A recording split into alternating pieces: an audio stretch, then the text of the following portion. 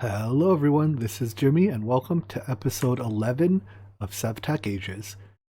Right now I am on my way to the gas tower where we'll get some of the last components we need to advance to Age 3. So if you look at the northwest-ish corner of the map, basically just north of me, there's that little like white ghost looking thing. That's the gas tower. My computer lags a little bit when I have it do world gen while I'm recording and all that stuff, so we might bounce a little bit until we get there, but normally you have to climb that tower from the bottom, and it's quite a journey to the top. Alternatively, you could just pillar up, which is what I usually do, but because we have flight now, we can actually just fly straight to the top. So is it cheating? I don't know, you tell me. I mean, if we weren't allowed to do it, then I suspect there would have been some mechanic to keep us from doing it. But is this the boss or is that just a ghast? Yeah, that's just a ghast. So gas spawn here. We need a couple gas tiers, so it's good that we should go kill a few. Interestingly, these blocks, I think they're normally whatchamacallit blocks, netherrack, but because we don't have, like, netherrack is still staged, they're actually charcoal blocks. So, but it's probably easier to cut wood than it is to gather these blocks. But anyways, back towards the top. Oh, there's the boss. So I think we can just hit it, but we can also reflect its fireballs at it. But it's easy enough just to fly at it and hit it, right? Shoots a lot of fireballs. There's like some mechanic where he summons little gas and you're supposed to like trap them with these gas traps, but I'm not quite sure what that mechanic is. I'm just gonna go back to hitting it. Doesn't seem to take a lot of damage.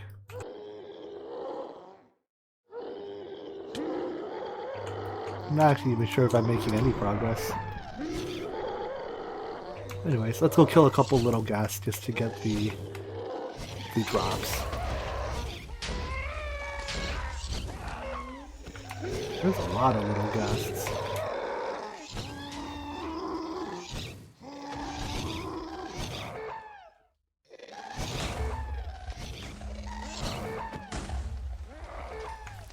So how many gas tiers do we need to make that that thing? Let's see. Do we not need... Oh, here it is. We need 2. And we only have 1. I'm sure the boss will drop some, right?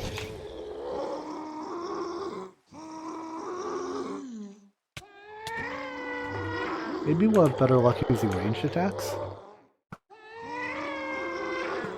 Yeah, kind of.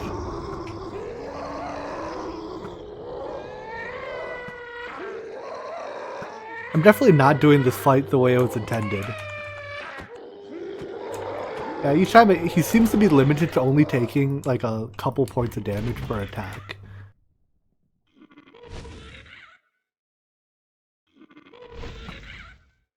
Am I supposed to trap him when he's doing this? Maybe?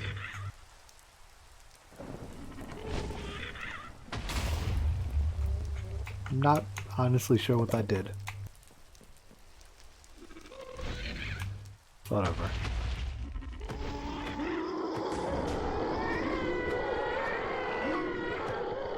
For a few hits there I did good damage.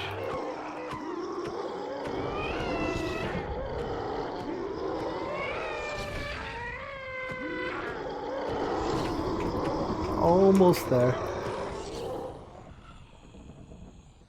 Alright, so I hope those are actually gas tiers. They're not.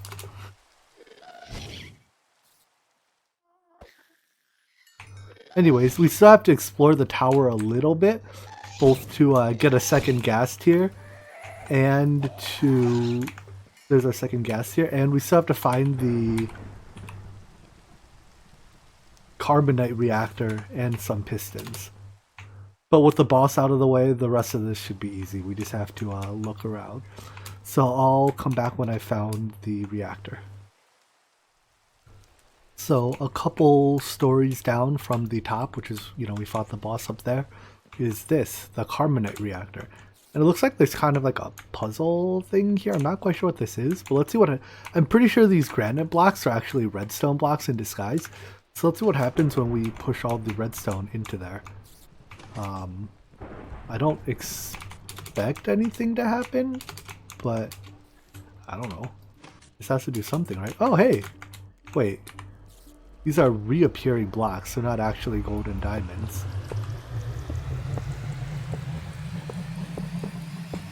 I'm very curious what this is doing.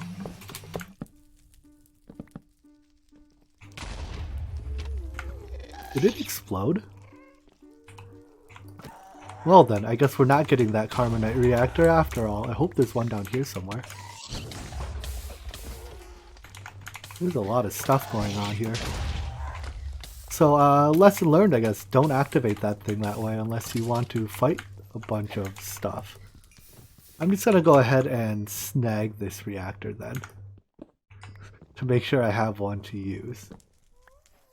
There we go. I think you can use that to make like these fancy reappearing blocks. When you right click them, they go away, and then you can go through them and then they'll show up back again later. It's like a fancy door, right? I think you can use the Carbonite to craft that stuff. Oh, you can craft the reactor too if you soak touch a redstone ore. But yeah, mostly I think it just says like fun building blocks. The Carbonite reactor, as far as I can tell, doesn't have much in terms of a practical use. But hey, now that we have ours, let's get out of here. So normally the next step in Twilight Forest is to go and fight the, let's see, we've done the Hydra and Urgast, so the Snow Queen and the Yeti are next. But it doesn't look like we need those things for progression yet. So how about let's head back to the overworld and build all the things we need for age 3 for that coal engine. Actually, now that I think about it, there's one more thing we needed for the coal engine, right? We need yeah, we need a crimson middle gem. So let's head to the between lands and look for a crimson middle gem. See you there. So we're now here in the between lands. I expect the ore we can just find underwater like we found the other colored ore. I'm told they glow slightly, which should make it pretty easy to find. But I'm not seeing any.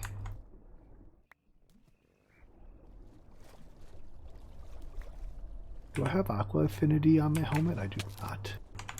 Hey, don't hit me. I wonder if this sword's any good. Nope, we still have to use the between land swords.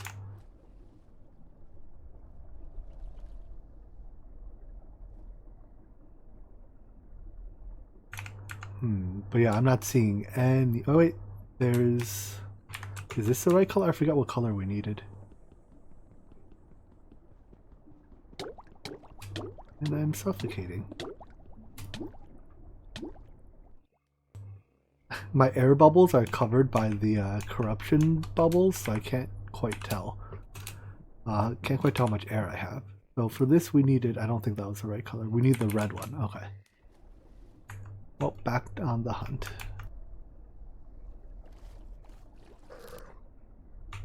There's a green one. May as well get it, right? Get some air first so I don't starve. Or so I don't suffocate. Am I out of the water? I can't even tell.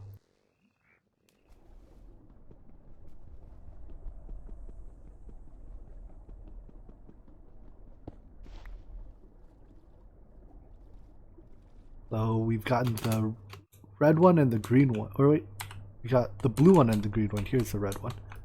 Perfect. So with this, I think we have all the raw ingredients we need to progress into age 3. let's head back to the overworld and process everything together. Our fiery gears are being cast, and once these are done, I think that is the last component in our coal engine. So here we have it. 4 fiery gears. Let's I think we have to craft it in the celestial altar, or the iridescent altar, I guess, that we have. Let's head up there and finish up age 2. Now, once this is done, I think I'm going to take a small break to prepare the world download and stuff, and then afterwards we'll come back and start tackling things in age 3. So, if I have my resonating wand on me, let's begin.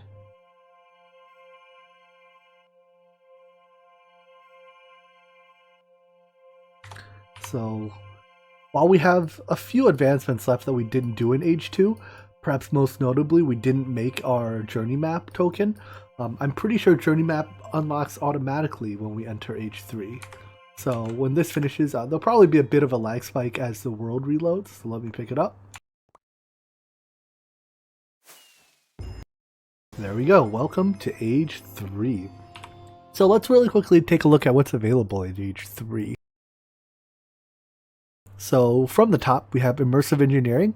That's coal, coke, and steel. Let's see. We have immersive engineering petrochem stuff. We can get oil, and then we have to process it using modular machinery, I guess, ultimately to make plastic sheets. We now have access to the nether as well. We can either use existing nether portal or make one. Perhaps most excitingly, we have access to the ore excavation modifier and modifiers in general on Tinker's Construct stuff. So the ore excavation modifier is, it lets us vein mine. How exciting is that? We have proper access to redstone and a couple other metals. Let's see, nickel, platinum, galena, which is silver and lead, and bauxite, which is aluminum. And we have Steve's carts, which can be one of our first automation methods for like farms and tree farms, that kind of stuff. Cool. So I'm looking forward to diving into age 3. Looks like there's not much magic here, but actually there's quite a few magical things that are unlocked, I believe. Most important, at least for now, most importantly, is the imperfect ritual stone, which takes some obsidian. So we can actually go make this right now. But let me go prepare the world download for, beginning of age 3, and I'll come back when that's done. And we're back. So I flew over to one of these world gen obsidian portals, and they look kind of cool. There's one here, there's another one a little further over. At a glance, it doesn't look like a valid nether portal, but it actually is. If you were to light it, it would work. I didn't bring flint and steel or anything with me, so I'm not planning on lighting these portals. I actually just want to strip it down and steal some of these components. So this is all valid obsidian, and I think I'm allowed to mine it. So for now, I'm only going to grab a little bit of it because mining obsidian takes a decade and a half. I looked, and if we upgrade our resonating wand into a Evorcio attuned resonating wand, it'll basically give a vein miner effect to all of our tools. I looked at what it'll take to get the vein mining or the ore excavating modifier. So the excavate modifier, which is, you put that on your Tinker's Construct tools to give them vein mining, takes a lot of stuff. It takes steel, which we don't have yet, modularium, which we don't have yet. And the problem with modularium is, unless you can... Okay, no, never mind. You can make it in alloy smeltery. I was about to say, it looks like it might take the arc furnace to make, but it looks like we can make it in an alloy smeltery. But nonetheless, it takes modularium. It takes we have to go get more octane and simorite. It's a lot of stuff, platinum, that we just don't have yet, and we're not ready to make it. Also, the enchanted book means we have to, enchant, which the enchanting table is available, The recipe was changed to not use any diamonds anymore. Now it just uses lapis, but we still need to gather some obsidian. So anyways, I'm probably going to gather, I don't know, like 20-ish pieces of obsidian. This fake obsidian, I'm pretty sure we can chisel it. Yeah, we can chisel it back into normal obsidian. So I'm going to gather some obsidian and then head back to the base. Turns out there's a bauxite vein in our base. How convenient, I guess. These are all stone blocks before, so I didn't think anything of it, but turns out that's actually a bauxite vein. Anyways, now that we have our obsidian, let's head back up to our astral sorcery area. Actually, let me grab my blood orb and fill it first. So now that we have obsidian, we can make the let's see, where would I put it? We can make the weak ritual stone, or the imperfect ritual stone. Where's my tier 2 blood orb? Is it in here? There it is. Which means we can do the make it nighttime ritual. So that's 4 stone, 4 obsidian, and what's the min tier blood orb? Weak works. Perfect. So let's grab some stone. Let's chisel our obsidian into regular obsidian.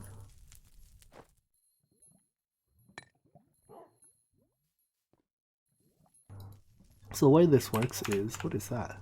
Why is my hammer? Whatever. If we craft this, and then go get a block of lapis. Do I happen to have a block of lapis by any chance? I swear I got one from somewhere, but I must have used it.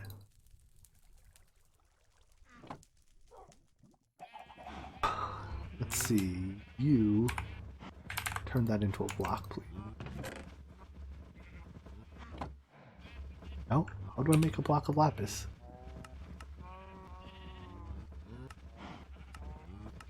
Yeah, press. You're working on something else? I don't understand.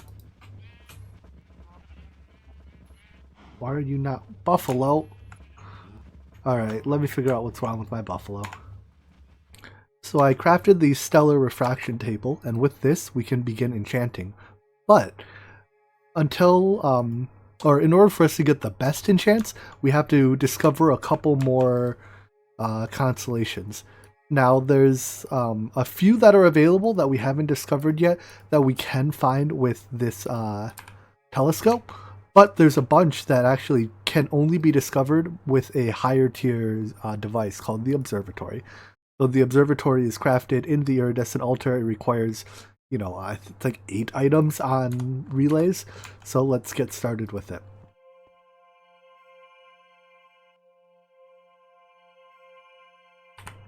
So since it requires so many items, I have to feed them to these relays as they show up. It'll take it a little bit, but once this is done, we can use this to discover the remaining stars. Now, one constellation that is the rarest one only shows up once every 28 days. It shows up every 28 days on a cycle. So once you find it once and you know what day it was on, you know, that one instance, you can quite easily find it again. But the first time finding it's a little difficult. And I don't think we have day number in our F3 menu yet. I think eventually we get it. We also apparently didn't get a journey map yet. Looks like you get journey map in age 4, which makes going back to get that journey map token a little bit more enticing. But we'll see about that later. There is a calendar that can serve in its place, which doesn't look too bad to make, so maybe we'll just make that. So we can place this, and it is pretty impressive. We just get in it, look around for a constellation, and you can easily tell where the constellations are because they don't, like, there's parallax between it and the backdrop. So let me see what constellation this is. Whoops. Not tab out. I have to go look it up though, 1 second. So this looks to be the constellation Altaria. So if you hold shift, you can pull the cursor up and then draw the constellation. It's a pretty simple one. So there we go. The ones that show up in purple are the constellations that can only be found with the telescope. So let's get off, and then we found everything that's available tonight. So let's sleep through the night and make it, sleep through the night, make it the next day, and then make it nighttime again. And by repeating this process over and over, we can, scan the sky for constellations. Doesn't look like there's any today. Oh wait, did I see something? Anyways, I'm just going to repeat this process for a couple nights until I get everything that I'm looking for. I've managed to find all the constellations but one, and that's the every 28-day one. So if we look in the book, every single one of these constellations has information attached to it, except the one that I haven't found yet, which is Horologium. There's no information. So here's what I've been doing to find it. First, since Horologium is a minor constellation, I know I can find it with the telescope, so I don't have to use the giant observatory.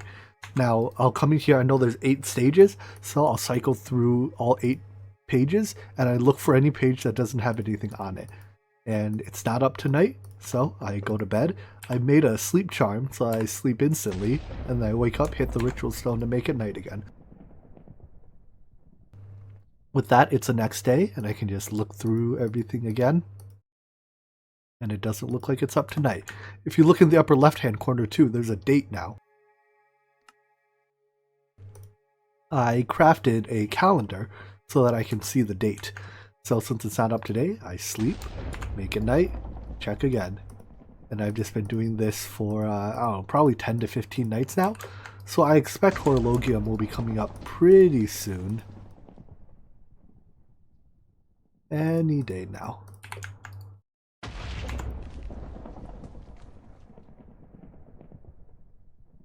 Still no. It's nice that when I wake up from the bed, I just happen to have my cursor right over the ritual stone.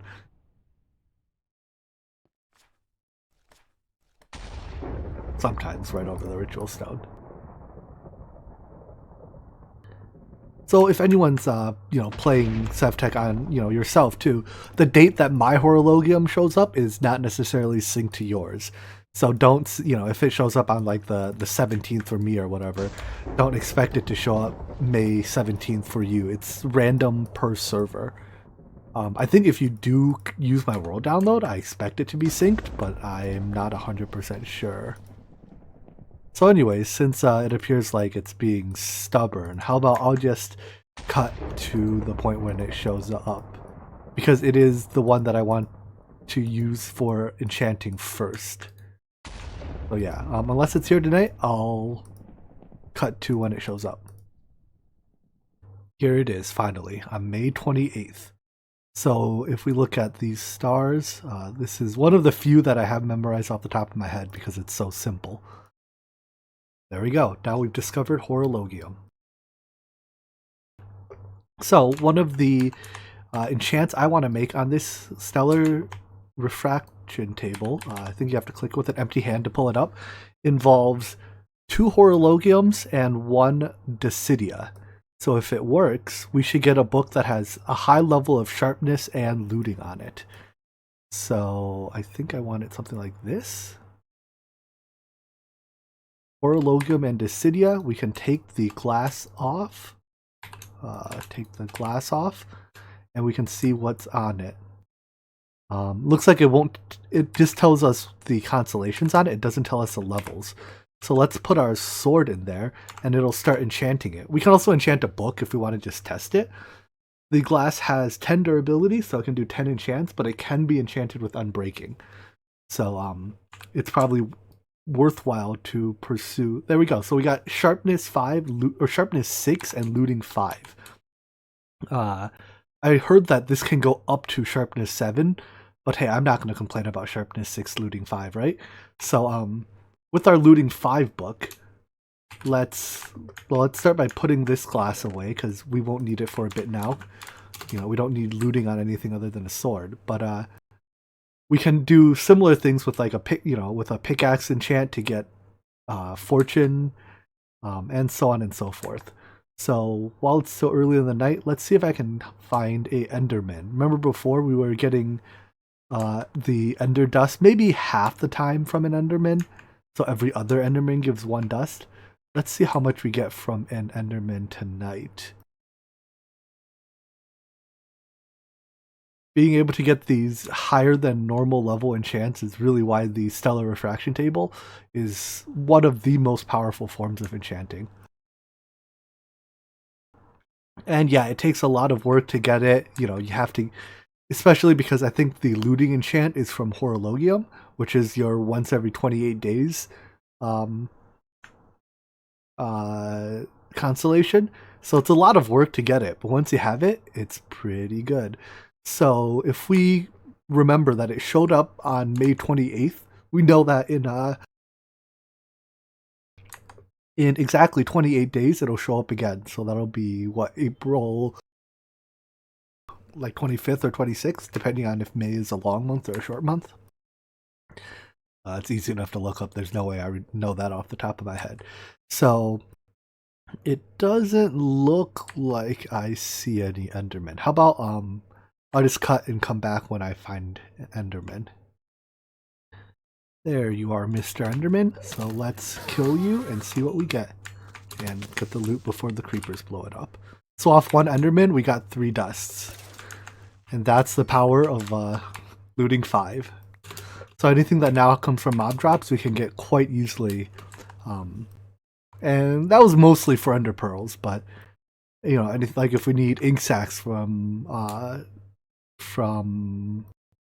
squids, right? We don't have to kill nearly as many squids. Hides from animals, etc., etc.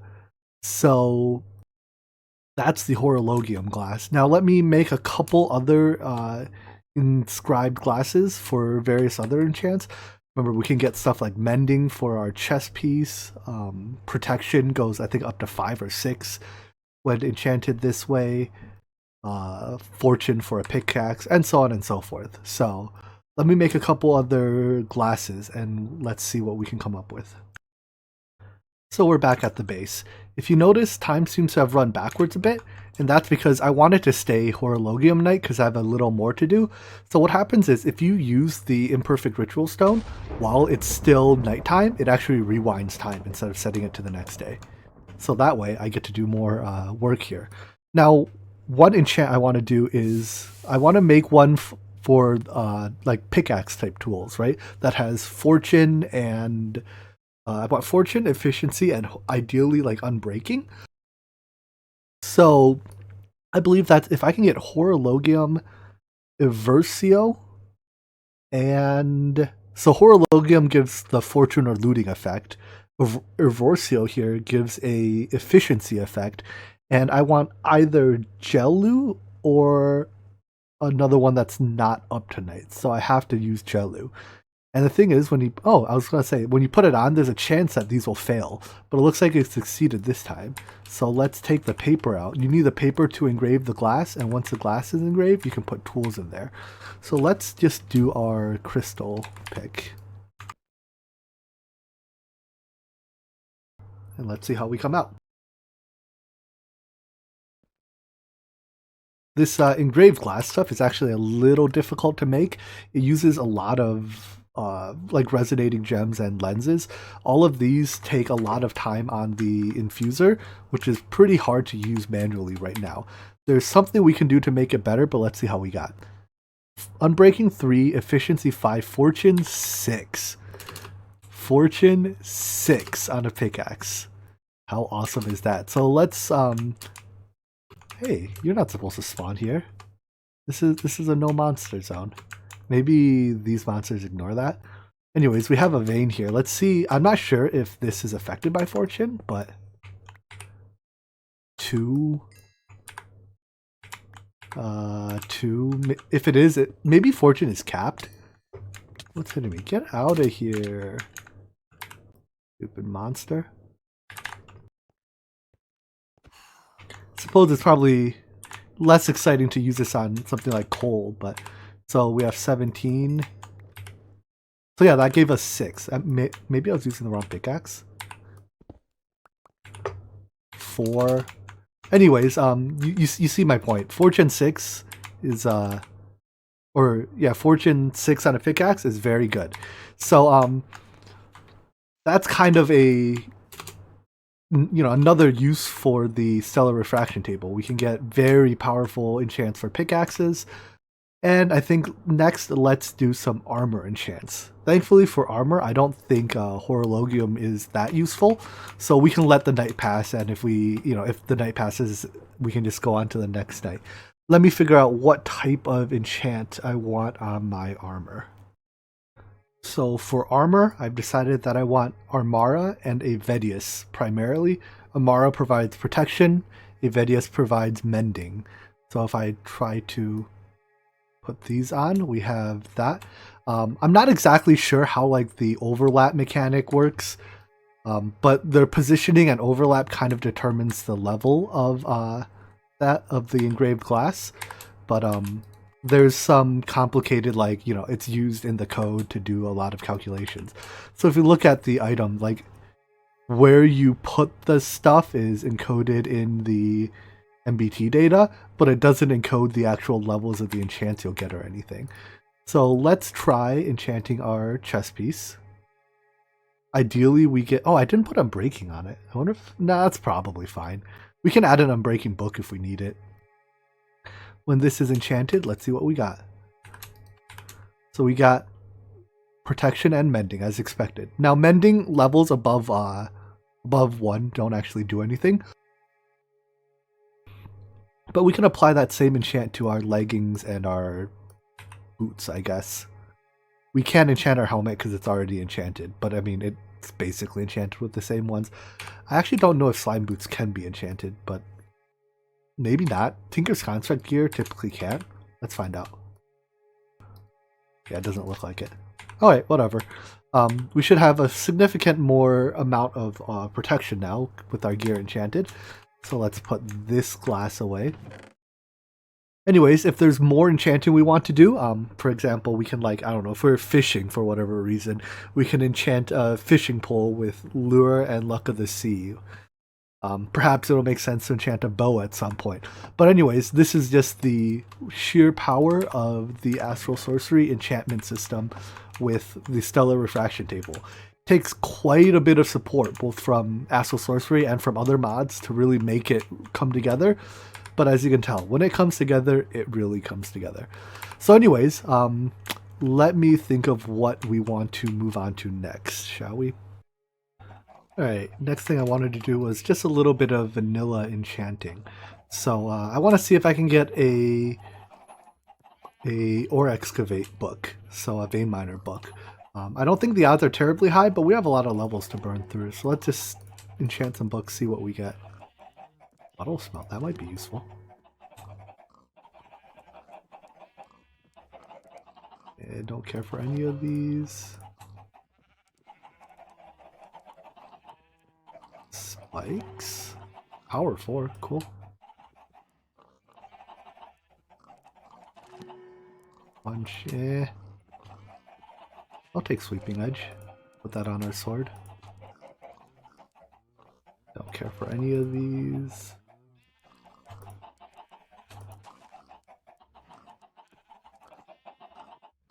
I don't really care for any of these.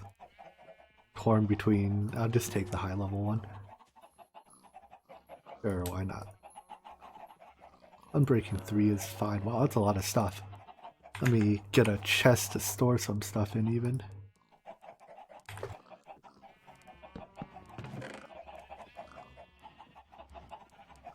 And hopefully we get that excavate book. If not, then we just won't have ore excavate, or we won't have vein miner for a bit. What's collecting? Or reading?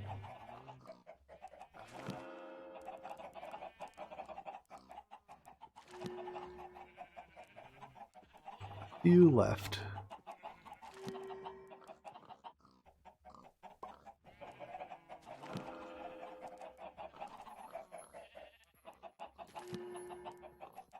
Alright, one more try, unless we take that level 2 one. And now actually one more try. Oh, is it here? Didn't get it. Oh well, we finally were able to put our EXP to use. So let's go put that sweeping edge on our sword. Besides that, I don't think many of those enchantments are terribly useful. We should have a leftover anvil, right? Anyways, I think let's call this episode here for today. We were able to get a lot done as far as like enchanting and stuff goes, so I'm happy with that, and that's now the sword. So there we go. Yeah, I'm happy with how much we were able to accomplish today with regards to our enchantments and with astral sorcery stuff. So yeah, I hope you enjoyed this episode, and I hope to see you in the next one. Take care. Bye-bye.